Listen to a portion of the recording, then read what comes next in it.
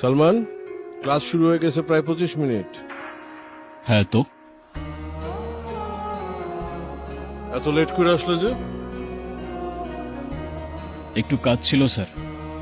আর late হলে কি হয়েছে? আপনার ক্লাস তো ক্লাসের মধ্যেই চলতেছে, রাইট? কোনো প্রবলেম? না, ঠিক আছে, বসো।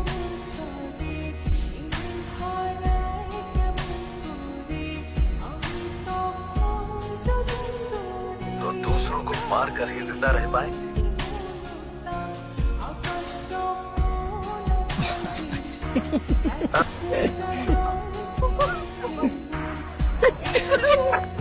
আজকে পুরা সিনেমা দেখে ক্লাসরুম থেকে যাবো। ফোনটা বন্ধ করে।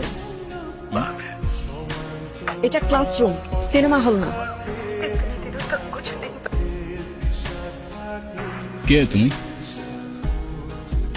আর কাকে কি বলতেছো তোমার কোনো আইডিয়া আছে? মেজাজ খারাপ করো না, যাও। আমি কাউকে ভয় পাই না, আর সবাই চুপ থাকলেও আমি চুপ থাকবো না।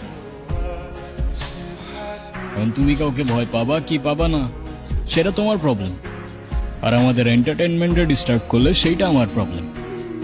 আর আমার প্রবলেম হলে সেইটা এই ক্যাম্পাসের সবার গলার কাটা হয়ে যায়। ভয় দেখাচ্ছেন? নাও, এই মেয়ে মানুষের এই এক প্রবলেম, সেম কথা বারবার রিপিট করতে থাকে। লিসন, আমার যদি এখান থেকে চলে যেতে হয় তাহলে এই কাহিনী অনেক দূর চলে যাবে, আর আমার মনে হয় না তুমি সেটা চাও। সো চুপচাপ গিয়ে লক্ষ্মী মেয়ের মতো বসে ক্লাস করো। সরি, ও বুঝতে পারেনি।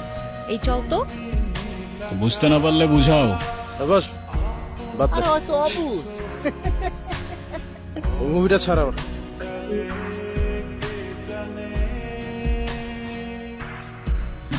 সালমান, হ্যাঁ পাপা। কোথায় থাকো প্রতিদিন এত রাত পর্যন্ত? পাপা, আমি কি এখনো স্কুলে পড়ি যে দেরি করে আসার জন্য তুমি আমার ক্লাস নিচ্ছ? ক্লাস নিচ্ছি না, আমি জিজ্ঞেস করছি। আমি তোমার বাবা, তোমার জন্য তো আমার টেনশন হয়। হ্যাঁ, আচ্ছা। আচ্ছা মানে কি? তুমি আজকে ভার্সিটিতে কি করেছো? আমি আবার কি করলাম? আমি আবার কি করলাম মানে? তুমি ভার্সিটিতে একটা ছেলের গায়ে হাত তোলনি? ও আচ্ছা, এই ম্যাটার। আর ওই ছেলেটা কি করছে সেটা শোনো নাই? সব শুনেছি, কিন্তু তাই বলে তুমি তার গায়ে হাত দেবে? তো আমি আর কি করব পাপা? হাতে চুরি পরে বসে থাকবো? আমি সে কথা বলিনি, কিন্তু তুমি কেন তার গায়ে হাত তুলে হাত নোংরা করবে? আমি আছি না?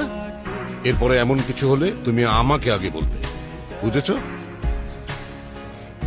ওকে পাপা। এখন যাও, ফ্রেশ হয়ে খেয়ে নাও গে। ও আর পাপা, আমার কিছু টাকা লাগতো। কত? 50,000। কত? 50,000 হলেই চলবে। ঠিক আছে, তোমার অ্যাকাউন্টে আমি কালকে পাঠিয়ে দেবো। Thank you papa.